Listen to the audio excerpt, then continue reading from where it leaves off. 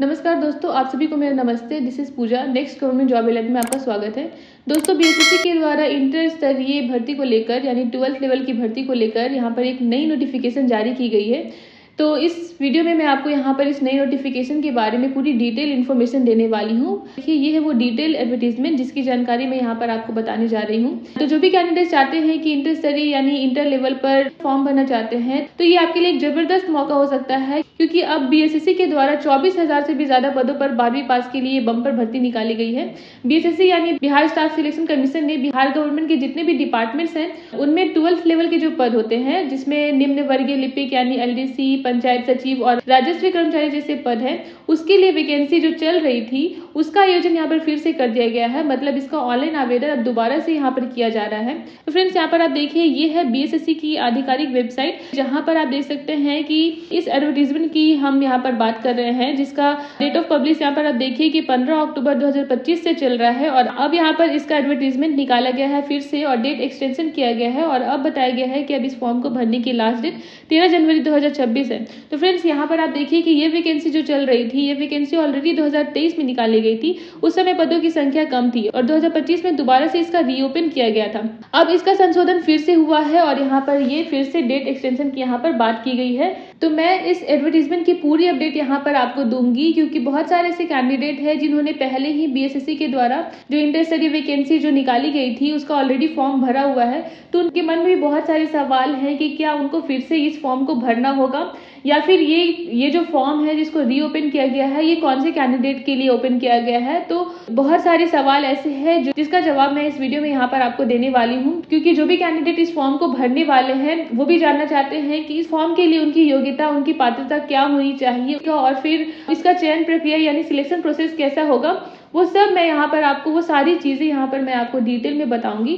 बस आप वीडियो को लास्ट तक जरूर देखिएगा और चैनल पर नए आए हैं तो चैनल को सब्सक्राइब करके वीडियो को लाइक और अपने दोस्तों के साथ इसे जरूर शेयर कीजिएगा।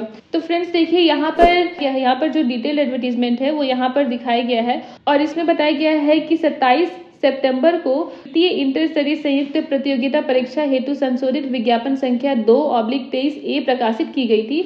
उसमें रिक्तियां क्या थी? 23,175 थी।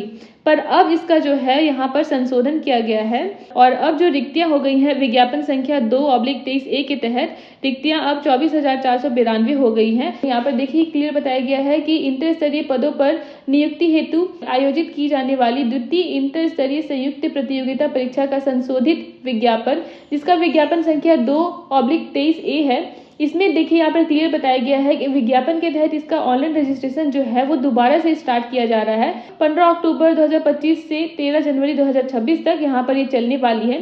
तो जो भी कैंडिडेट्स, जो भी सुयोग्य अभ्यर्थी यहाँ पर इस फॉर्म के लिए अप्लाई करना चाहते हैं वो ऑल ओवर इंडिया से इस फॉर्म आवेदन कर सकते हैं, क्योंकि इस फॉर्म को भरने के लिए जो माध्यम रखा गया है वो ऑनलाइन रखा गया है। तो ऑनलाइन माध्यम के थ्रू आप इस फॉर्म के लिए अप्लाई कर सकते हैं। यहाँ पर देखिए ये बिल्कुल क्लियर बताया गया है। तो अब यहाँ पर वैसे कैंडिडेट जो जानना चाहते हैं कि क्या उनको फिर से फॉर्म भरना पड़ेगा, तो यहाँ पर देखिए यहाँ पे ये भी स्पष्ट रूप से यहाँ पर बताया गया है कि वैसे कैंडिडेट जो विज्ञापन संख्या 2/23 के अंतर्गत अंतिम रूप से ऑनलाइन आवेदन समर्पित किए हैं उन्हें विज्ञापन संख्या 2/23A, मतलब ये जो नया विज्ञापन जो दिया गया है इसमें पुनः आवेदित समर्पित करने की आवश्यकता नहीं है। मतलब उनको फिर से फॉर्म भरने की आवश्यकता नहीं है, उनका वो ही आवेदन मान्य होगा और वो आने वाले एग्जाम को उसी फॉर्म के बेसिस पर एग्जाम दे सकते हैं। तो आपको फिर से अप्लाई करने की जरूरत नहीं है। तो यहाँ पर फ्रेंड्स कुछ खास बातें हैं जो इस फॉर्म को भरने से पहले आपको जाननी चाहिए, तो वो हम यहाँ पर इस वीडियो में जान लेते हैं। सबसे पहले तो यहाँ पर देखिए कि ये वैकेंसी किस किस विभाग में कितने पदों पर होने वाली है, वो यहाँ पर पूरी डिटेल में दिया गया है। कि यहाँ पर देखिए पद का नाम लिखा गया है जिसमें बोला गया है कि निम्न वर्गीय लिपिक है, पद का नाम निम्न वर्गीय लिपिक है, जिसमें विभाग का नाम लिखा गया है पथ निर्माण विभाग। और यहाँ पर आपकी वेतन यहाँ पर दी गई है लेवल 2 वेतन होगा। और यहाँ पर आपका क्वालिफिकेशन बोला गया है कि इंटरमीडिएट होना चाहिए। और तकनीकी योग्यता की बात की जाए तो यहाँ पर आपके पास कंप्यूटर नॉलेज होना चाहिए, हिंदी में वर्ड प्रोसेसिंग और टाइपिंग का नॉलेज आपके पास होना चाहिए। इसमें देखेंगे तो भर्ती यहाँ पर देखिए 38 पदों पर रखी गई है, जिसमें से 13 पद महिलाओं के लिए आरक्षित रखी गई है।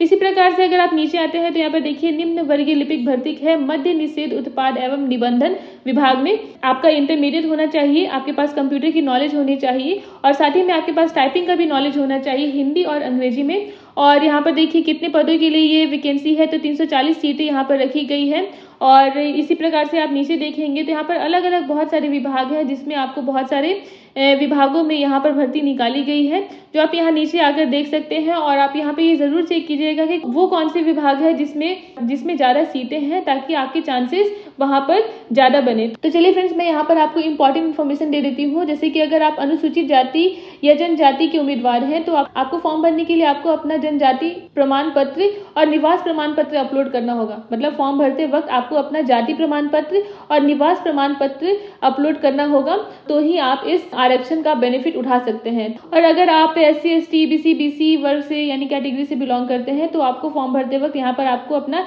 NCL भी देना होगा, क्योंकि NCL देना यहाँ पर अनिवार्य लिखा गया है। NCL यानी नॉन क्रीमी लेयर सर्टिफिकेट, जो BC EBC कैटेगरी से बिलोंग करते हैं उनको देना होता है अगर उनकी फैमिली इनकम 8 लाख से कम है। तो अगर आप BC EBC SC ST category से बिलोंग करते हैं और आपकी फैमिली इनकम 8 लाख से कम है तो आपको यहाँ पर अपना NCL सर्टिफिकेट भी देना होगा फॉर्म भरते वक्त। दूसरा ये है कि यहाँ पर आपको आपकी आयु सीमा इस फॉर्म को भरने के लिए क्या होनी चाहिए वो यहाँ पर दिया गया है। देखिए यहाँ पर आपकी न्यूनतम उम्र 18 साल रखी गई है। तो अगर आप 1 अगस्त 2025 तक 18 साल के हो जाते हैं तो आप इस फॉर्म के लिए आवेदन कर सकते हैं।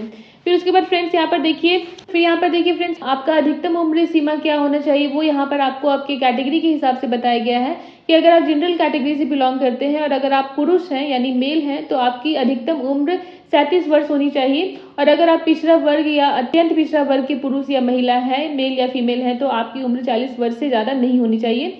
वहीं अगर आप महिला हैं और जनरल कैटेगरी में आती हैं तो आपकी मैक्सिमम एज जो है वो 40 वर्ष होनी चाहिए। और SC ST अनुसूचित जाति एवं जनजाति के पुरुष महिला के लिए यहाँ पर अधिकतम उम्र 42 वर्ष रखी गई है। और यहाँ पर दिव्यांग अभ्यर्थी को अधिकतम उम्र सीमा में 10 वर्ष की छूट दी गई है। फिर यहाँ पर देखिए, यहाँ पर ये मेंशन किया गया है कि आप जिस भी कैटेगरी से बिलोंग करते हैं फीस आप सबको सामान्य ही देना होगा। मतलब 100 रुपये आपकी फीस है इस फॉर्म को अप्लाई करने के लिए, और आप इसका आवेदन ऑनलाइन पेमेंट के माध्यम से कर सकते हैं। बाकी आपकी परीक्षा कैसी होगी तो यहाँ पर देखिए, पहले आपका यहाँ पर प्री एग्जाम होगा, फिर मेंस होगा और फिर यहाँ पर आपका स्किल टेस्ट होगा, जिसके बाद आपका डॉक्यूमेंट वेरिफिकेशन रखा गया है। यहाँ पर प्री एग्जाम के लिए यानी आपकी प्रारंभिक परीक्षा में आपसे मल्टीपल चॉइस क्वेश्चंस पूछे जाएंगे, जिसमें आपके टोटल 150 सवाल होंगे और हर एक सवाल के जवाब के लिए आपको 4 नंबर मिलेगा। वहीं अगर आप गलती करते हैं किसी प्रश्न में तो हर एक प्रश्न की गलती पर आपका 1 नंबर काट लिया जाएगा। कुल 150 प्रश्नों का जवाब आपको यहाँ पर देना होगा इस एग्जाम को क्वालिफाई करने के लिए, और इसके लिए आपको 2 घंटा 15 मिनट का समय दिया जाएगा। तो चलिए बात करते हैं कि इसका सिलेबस क्या होने वाला है। तो यहाँ पर देखिए दिया गया है कि प्री एग्जाम आपका कैसा होगा। तो यहाँ पर देखिए इसका सिलेबस दिया गया है कि आपको सामान्य अध्ययन यानी जनरल नॉलेज से सवाल पूछे जाएंगे, जिसका उद्देश्य है अभ्यर्थी यानी कैंडिडेट्स की वर्तमान जानकारी की योग्यता की जांच करना, जिसमें विस्तार से यहाँ पे नीचे बताया गया है कि कौन कौन से टॉपिक्स आपको पढ़ने हैं परीक्षा के लिए। जैसे समसामयिक विषय की बात करें तो वैज्ञानिक प्रगति, राष्ट्रीय अंतर्राष्ट्रीय पुरस्कार, भारतीय भाषाएं, पुस्तक, लिपि, राजधानी, मुद्रा, खेल खिलाड़ी, महत्वपूर्ण घटनाएं, इन सारे विषयों से आपसे सवाल पूछे जाएंगे। फिर उसके बाद भारत और उसके पड़ोसी देश के सवाल होंगे, जिसमें पड़ोसी देश का इतिहास, भारत का इतिहास, संस्कृति, भूगोल, आर्थिक परिदृश्य, स्वतंत्रता आंदोलन, भारतीय कृषि तथा प्राकृतिक संसाधनों का प्रमुख विशेषताएं, भारत का संविधान एवं राज्य व्यवस्था से सवाल होंगे, देश की राजनीतिक प्रणाली से आपको सवाल पूछे जाएंगे, पंचायती राज के बारे में आपसे सवाल पूछा जाएगा, पंचवर्षीय योजना, राष्ट्रीय आंदोलन में बिहार का क्या योगदान है, उससे सवाल आपको पूछे जाएंगे। फिर उसके बाद फ्रेंड्स यहाँ पे देखिए दूसरे खंड ख में आपसे यानी सेक्शन बी में आपसे यहाँ पर सामान्य विज्ञान एवं गणित के सवाल होने वाले हैं, जिसमें आपसे यहाँ पर मैट्रिक के स्तर पर सवाल पूछे जाएंगे। सामान्य विज्ञान यानी जनरल साइंस की बात करें तो यहाँ पर भौतिक शास्त्र, रसायन शास्त्र, जीव विज्ञान और भूगोल के सवाल होंगे। वहीं गणित में यहाँ पर देखिए आपको यहाँ पर गणित से भी वो सारे टॉपिक्स दिए गए हैं, सारे विषय दिए गए हैं, जिसमें आपको संख्या पद्धति से संबंधित प्रश्न पूछे जाएंगे, पूर्ण संख्याओं का अभिकलन, दशमलव और भिन्न संख्याओं के बीच परस्पर संबंध, मूलभूत अंक गणितीय संक्रियाएं, प्रतिशत, अनुपात तथा समानुपात, औसत, ब्याज एवं लाभ और हानि से आपके प्रश्न होंगे। तो ये सारे टॉपिक्स हैं जिससे आपको सवाल पूछे जाएंगे। फिर इस परीक्षा में आपसे रीजनिंग यानी कि आप मानसिक क्षमता की भी जांच की जाएगी, जिसमें आपसे सवाल पूछे जाएंगे, जिसमें टॉपिक यहाँ पर कौन कौन से है वो भी यहाँ पर दिया गया है। तो आप इन सब को यहाँ पर देख सकते हैं और इसी टॉपिक्स के हिसाब से आपको इस परीक्षा की तैयारी करनी होगी, ताकि आपको इसका बेनिफिट मिले और आप परीक्षा आसानी से उत्तीर्ण कर पाए, मतलब पास हो जाएं और सरकारी नौकरी यानी गवर्नमेंट जॉब पाने का सपना आपका पूरा हो जाए। फ्रेंड्स यहाँ पर देखिए इस परीक्षा में क्वालिफाई करने के लिए यहाँ पर न्यूनतम मार्क्स आपको बताया गया है कि अगर आप सामान्य वर्ग से आते हैं तो कम से कम आपको 40% मार्क्स लाना होगा, तभी आप परीक्षा में उत्तीर्ण माने जाएंगे यानी पास माने जाएंगे। यानी अगर आप जनरल कैटेगरी से बिलोंग करते हैं तो आपको कम से कम 40% मार्क्स लाने होंगे। और यहाँ पर देखिए जाति के हिसाब से क्वालिफाइंग मार्क्स यहाँ पर नीचे यहाँ पर ये दिया गया है। पर फ्रेंड्स यहाँ पर ये सिर्फ परीक्षा में उत्तीर्ण करना हमारा मकसद नहीं है, परीक्षा में सबसे ज़्यादा नंबर लाकर जॉब हासिल करना है। तो आप कोशिश कीजिएगा कि आप ज़्यादा से ज़्यादा नंबर लाकर अपनी एक सीट यहाँ पर आप अपना बना लें, क्योंकि ये एक ज़बरदस्त मौका है आपके पास और अगर मौका मिला है मौके पर चौका जरूर मारना चाहिए। अब यहाँ पर देखिए इस फॉर्म को भरने की लास्ट डेट मेंशन की गई है, जो कि ये पुराना है। यहाँ पर आप नया अपडेट मैंने आपके साथ शेयर किया है कि फीस भरने की लास्ट डेट आपका 13 जनवरी रखी गई है और फाइनल सबमिशन आप 15 जनवरी तक कर सकते हैं। तो अगर आप इंटरेस्टेड इस फॉर्म के लिए जरूर आवेदन करें। फिर यहाँ देखिए आपके पास ऑनलाइन आवेदन करते वक्त यहाँ पर फॉर्म भरने के लिए कौन कौन सा डॉक्यूमेंट आपको चाहिए यहाँ पर वो मेंशन किया गया है। जैसे सबसे पहले आपका मैट्रिक का मार्कशीट और आपसे सर्टिफिकेट मांगा गया है। फिर उसके बाद इंटर का मार्कशीट और सर्टिफिकेट आपके पास होना चाहिए फॉर्म भरने के लिए। फिर आपके पास कंप्यूटर का टाइपिंग सर्टिफिकेट या आपने कोई कोर्स कंप्यूटर में किया है तो उसका भी सर्टिफिकेट आपको यहाँ पर देना होगा। आपका निवास प्रमाण पत्र आपके पास होना चाहिए, जाति प्रमाण पत्र होना चाहिए। अगर आप ईबीसी बीसी कैटेगरी से बिलोंग करते हैं तो आपके पास एनसीएल होना चाहिए। फिर अगर आप स्वतंत्रता सेनानी के पोता पोती या नाती नतनी हैं तो आपको यहाँ पर अपना प्रमाण पत्र देना होगा। अगर आप दिव्यांग कैटेगरी से बिलोंग करते हैं तो उसका भी प्रमाण पत्र आपको यहाँ पर देना होगा। फिर यहाँ पर विहित प्रपत्र में संविदा नियोजन संबंधी अनुभव प्रमाण पत्र आपको लगेंगे। अधिकतम उम्र सीमा में छूट के लिए भी आपको यहाँ पर प्रमाण पत्र आपको फॉर्म भरते वक्त यहाँ पर आपको अपलोड करना होगा। तो ये थी वो सारी इन्फॉर्मेशन, सारी डिटेल जो मैंने यहाँ पर इस भर्ती के बारे में आपको बताया है। तो जो भी कैंडिडेट, सबसे पहले तो जो आपका डाउट था कि अगर आपने फॉर्म भरा हुआ है तो क्या आप फिर से इस फॉर्म को भरेंगे, तो नहीं, आपको इस फॉर्म को फिर से नहीं भरना है। बस आपको अपनी कमर कस लेना है और इसके लिए तैयार रहना है ताकि इसका बेनिफिट आप उठा पाए। आई होप कि एग्जाम से रिलेटेड वो सारे डाउट्स मैंने आपके यहाँ पर क्लियर कर दिए हैं। फ्रेंड्स, अगर एग्जाम से रिलेटेड कोई भी अपडेट्स यहाँ पर आती है तो मैं आपको यहाँ पर जरूर बताऊंगी। आपके मन में अभी भी कोई डाउट है इस एग्जाम को लेकर तो आप कॉमेंट में मुझसे जरूर पूछ सकते हैं। और वीडियो पसंद आई हो तो वीडियो को लाइक और चैनल को सब्सक्राइब करके बेल नोटिफिकेशन जरूर ऑन कर लीजिए ताकि मैं एग्जाम से रिलेटेड अपडेट्स आप तक लाती रहूं और आपको गवर्नमेंट जॉब से रिलेटेड अलर्ट्स आपके लिए मैं लाती रहूं। तो मिलते हैं नेक्स्ट वीडियो में। जय हिंद, जय भारत।